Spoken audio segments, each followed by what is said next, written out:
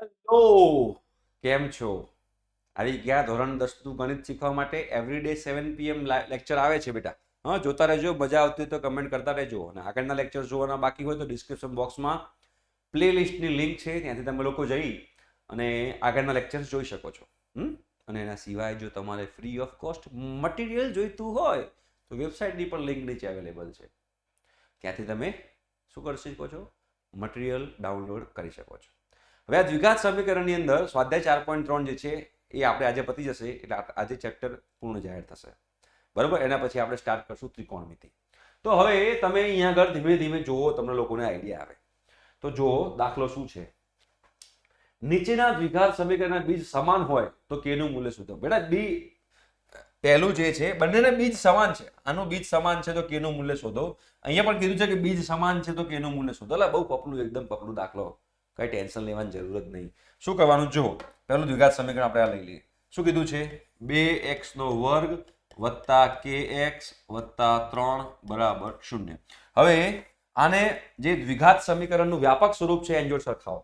તો દ્વિઘાત સમીકરણનું બેટા વ્યાપક સ્વરૂપ શું છે? કે આવું છે: ax² વત્તા bx વત્તા c બરાબર 0. હવે એમાંથી a b c શોધી કાઢો. ચલો, તો a શું છે? a નું મૂલ્ય 2 છે, b નું મૂલ્ય k છે અને c નું મૂલ્ય 3 છે. સિમ્પલ વસ્તુ થઈ ગઈ કે ના થઈ ગઈ? હવે અહીંયા આપણે કીધું છે કે બંનેના બીજો સમાન હોય. તો બીજ સમાન ક્યારે હોય? બીજ સમાન ત્યારે જ હોય કે જ્યારે વિવેચકનું મૂલ્ય 0 હોય.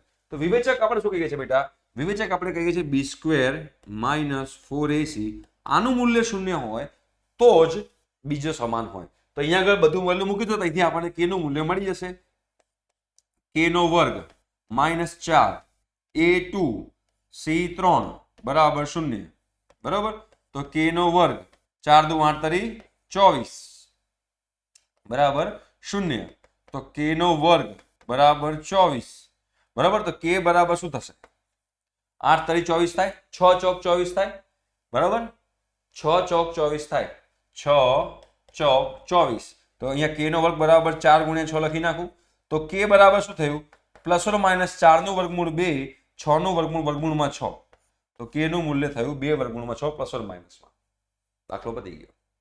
સિમ્પલ જ છે, કશું અઘરું હતું નહીં, આવડી જાય એવું હતું. તો સેમ ટુ સેમ આ દાખલો પણ જો તમારે કરવો હોય તમે એ જ રીતે બિલકુલ ટેન્શન લીધા વગર, ટેન્શન લેને કા નહીં બોસ, લેને કા નહીં. બરોબર, ચલો અહીંયા જુઓ, તો અહીંયા લખી નાખીએ બેટા kx ના કૌંસમાં x - 2 વત્તા 6 બરાબર 0.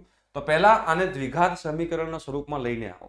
તો જો આપણે એને દ્વિઘાત સમીકરણના સ્વરૂપમાં લઈને આવવું હોય તો હવે કૌંસ મારે ખોલવો પડે. તો kx × x એટલે kx² થાય, -2kx થાય, વત્તા 6 બરાબર 0. આ દ્વિઘાત સમીકરણનું સ્વરૂપ થઈ ગયું. જો x² x અને અચળ પદ. બરાબર, આ દ્વિઘાત સમીકરણનું સ્વરૂપ થઈ ગયું. તો હવે તમારે એને જે વ્યાપક સ્વરૂપ છે જો સરખાવો, ax² જે વ્યાપક સ્વરૂપ છે ને બેટા એને જો સરખાવો, તો ax² વત્તા bx વત્તા c બરાબર 0. એની જોડે બેટા આપણે સરખાઈએ તો તમે જુઓ, તો a બરાબર શું છે? k છે. b બરાબર શું છે? b બરાબર -2 છે, 2k છે, -2k છે અને c બરાબર 6 છે. બરાબર, હવે બીજો સમાન હોય તો એનો મતલબ એમ થયો કે વિવેચક 0 હોય. વિવેચક 0 હોય એટલે મતલબ કે b² - 4ac બરાબર 0. b નો વર્ગ એટલે કે 4k² - 4a ગુણ્યા શું છે? 6 બરાબર 0. એટલે કે 4k² - 24k બરાબર 0. આમાંથી 4k સામાન્ય નીકળે તો k - 6 બરાબર 0. તો અહીંથી તમે જુઓ, અહીંયા પણ k ની 2 મૂલ્ય મળ્યું, અહીંયા પણ k નું 2 મૂલ્ય મળ્યું ને આમાં k નું 2 મૂલ્ય મળ્યું. એક k બરાબર 0 અને k - 6 બરાબર 0. શું થાય? એક k બરાબર 0 અથવા તો k - 6 બરાબર 0. એટલે કે k બરાબર 6 અને k બરાબર 6 અને k બરાબર 0. 2 આપણને એના જવાબ મળ્યા. જ્યારે પણ આપણને કીધું હોય કે સમાન બીજ મળે, તો સમાન બીજ મળેનો મતલબ એવો થાય છે બેટા કે જે પેલું કહેવાય ને વિવેચક b² - 4ac એને સરખાવો 0 જોડે તો આપણને k ના મૂલ્યો મળી જાય. દાખલો તમારો પતી જાય. બહુ સિમ્પલ છે, કશું અઘરું નથી, એકદમ પપલું છે. હવે એના પછીનો દાખલો જોઈએ. જેની લંબાઈ પહોળાઈ કરતા બમણી હોય અને ક્ષેત્રફળ 800 મીટર સ્ક્વેર હોય એવી લંબચોરસ આંબાવાળી બનાવી શક્ય છે. બરોબર, જોઈ લઈએ. ક્ષેત્રફળ લંબાઈ ગુણ્યા પહોળાઈ થાય. બરોબર, લંબાઈ ગુણ્યા પહોળાઈ થાય. લંબાઈ જે છે પહોળાઈ કરતા બમણી છે. તો ધારો કે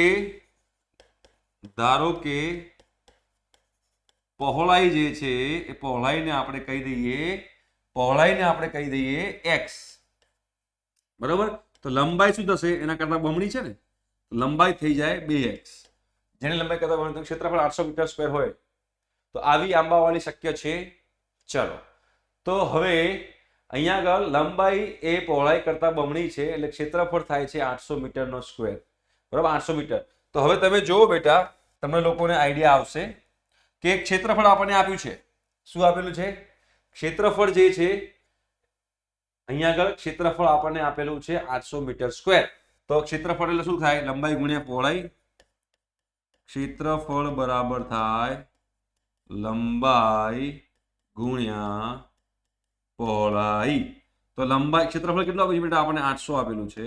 અહીંયા આગળ આપણે પહોળાઈ 2x છે ને x છે, તો અહીંયા 800 બરાબર શું લખાશે? 2x નો વર્ગ લખાશે. એટલે 800 ભાગ્યા 2 બરાબર x નો વર્ગ લખાશે. બરાબર, તો અહીંયા આગળ x નો વર્ગ બરાબર શું આવ્યું? તો x નો વર્ગ બરાબર 400 આવશે. તો x બરાબર આવશે પ્લસ ઓર માઇનસ 400 નું વર્ગમૂળ શું થાય? 20. બરાબર, પ્લસ ઓર માઇનસ 20. પણ લંબાઈ પહોળાઈ કોઈ દિવસ ઋણમાં ના હોય એટલે આપણે 20 લઈશું. બરાબર, 20 મીટર. એક 20 મીટર છે પહોળાઈ, તો લંબાઈ કેટલી થઈ? લંબાઈ થઈ 40 મીટર. લંબાઈ એના કરતા બમણી છે ને, તો લંબાઈ થઈ 40 મીટર. તો આ તો શક્ય છે ને, મળી ગયું 40 મીટર. સિમ્પલ દાખલો હતો, આમાં તો કોઈ હતું જ નહીં, સિમ્પલ દાખલો હતો. ઓકે, તો x 20 મીટર છે અને લંબાઈ જે છે 40 મીટર છે. ઠીક છે, એના પછીનો દાખલો આપણે જોઈએ અને સમજવાનો પ્રયત્ન કરીએ. બે મિત્રની ઉંમરનો સરવાળો 20 વર્ષ છે. 4 વર્ષ પહેલા તેમની ઉંમર દર્શાવતી સંખ્યાનો ગુણાકાર 48 હતો. તો શું આ પરિસ્થિતિ શક્ય છે?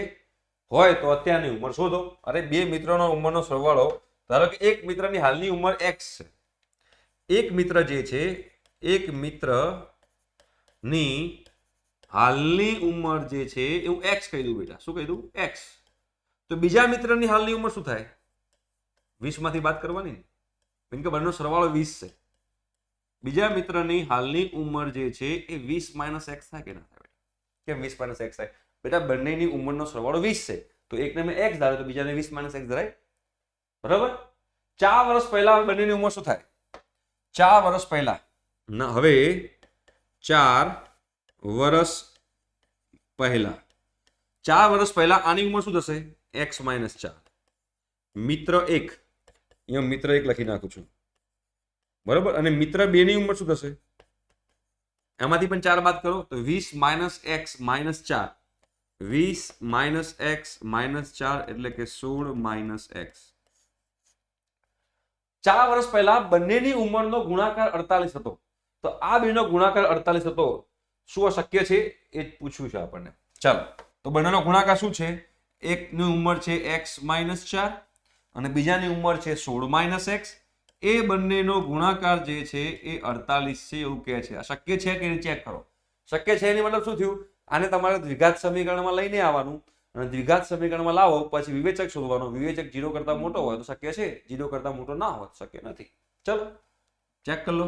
x ગુણ્યા 16 16x, x ગુણ્યા માઇનસ x નો વર્ગ 16 ચોક માઇનસ 64 વત્તા 4x બરાબર 48. બધા આ બાદ લઈ જાઓ. હંમેશા આપણે એવો પ્રયત્ન કરવાનો કે x નો વર્ગ જે છે ને સહગુણક ધન રહે. અહીંયા માઇનસ x સ્ક્વેર છે એટલે પ્લસ કરવા માટે બધું પેલી બાદ લઈ જાઓ. તો 0 બરાબર પેલું આ બાજુ તો પ્લસ x નો વર્ગ થાય. અહીંયા જો 16x વત્તા હતા 4x, 16x વત્તા 4x થાય 20x, પણ પ્લસ 20x પેલી બાદ જાય તો માઇનસ 20x થાય. તો માઇનસ 20x વત્તા 64 થશે અને વત્તા 48 થશે.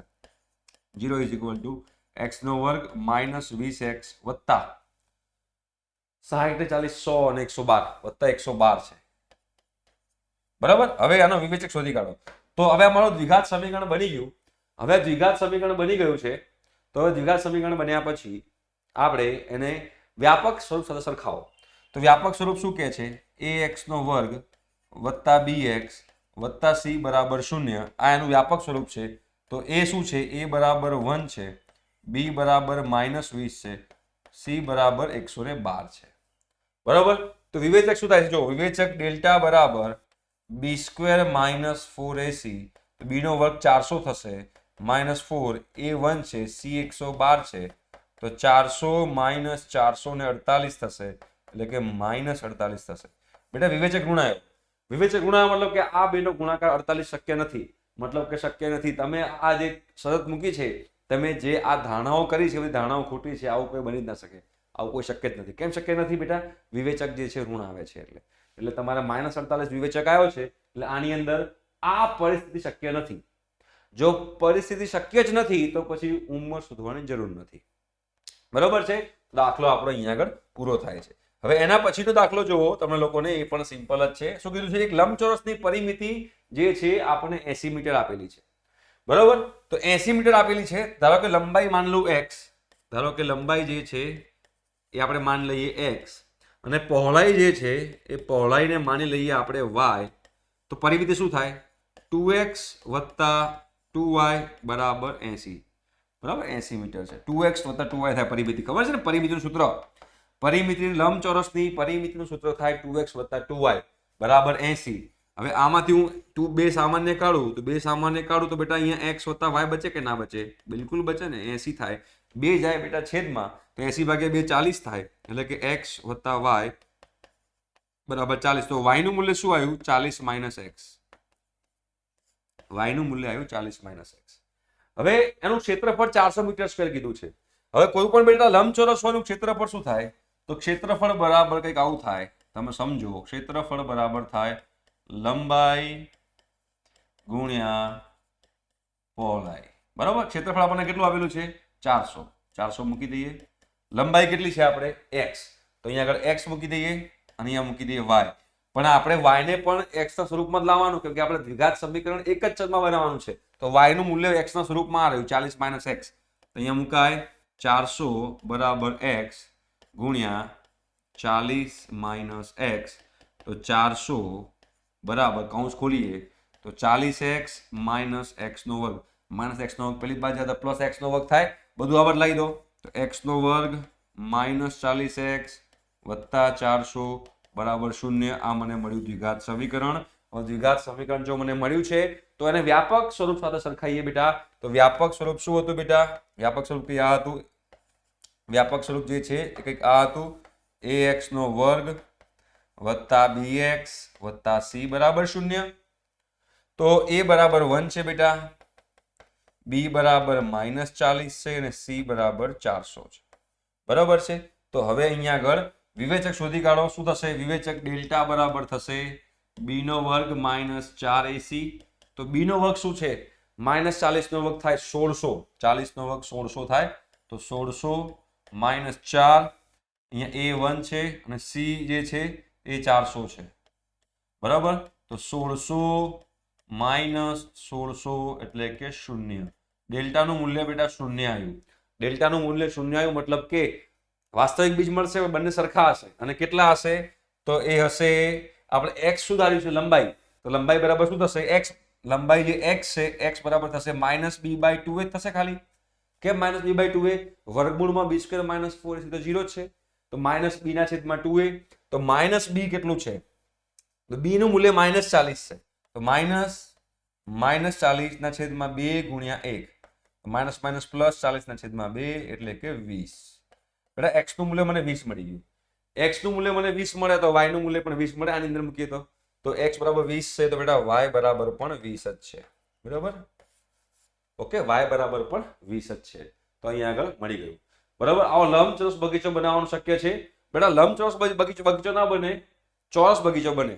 પણ દરેક ચોરસ જે છે એ ચોરસને આપણે લંબચોરસ તો કહી શકીએ છીએ. બરાબર? તો x બરાબર 20 છે ને y બરાબર 20 છે. એટલે લંબચોરસ છે એ ચોરસ બગીચો બનશે. બરાબર? પણ દરેક ચોરસને આપણે લંબચોરસ કહી શકીએ. ધારો કે આ ચોરસ છે તો આને આપણે લંબચોરસ કહી શકીએ. જે એવો લંબચોરસ કે જેની લંબાઈ ને પહોળાઈ સરખી છે, જેને ચોરસ કહેવાય. રાઈટ? તો અહીંયા આગળ તમને લોકોને આ દાખલો પણ ખબર પડી ગઈ હશે કે મેં કેવી રીતે ગણ્યો છે. ઓકે? તો અહીંયા આગળ બેટા દ્વિઘાત સમીકરણ ચેપ્ટર જે છે પૂરું થાય છે. આઈ હોપ સો કે તમને લોકોને મજા આવી હશે. તો ડિસ્ક્રિપ્શન બોક્સમાં બધું જે છે મટીરિયલ તમે લઈ શકો છો અને કમેન્ટ બોક્સમાં કમેન્ટ કરજો કે સર મજા આવી. તો મને પણ મજા આવશે આવા વિડીયો બનાવવાની અને નેક્સ્ટ લેક્ચરથી આપણે સ્ટાર્ટ કરશું ત્રિકોણમિતિ. ઠીક છે? Thank you so much. By.